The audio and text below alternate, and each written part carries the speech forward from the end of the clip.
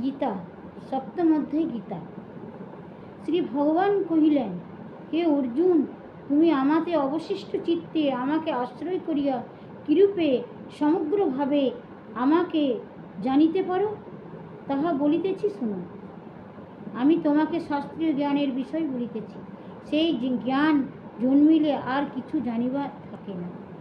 সহস্র সহস্র মানবের মধ্যে কোনো একজন হয়তো সিদ্ধির জন্য চেষ্টা করেন, আর যাহারা এইভাবে করেন তেমনি সহস্র সহস্র মানবের মধ্যে আবার কদাচিৎ কেহ বা একজন হয়তো আমার প্রকৃতি স্বরূপ জানতে পারেন।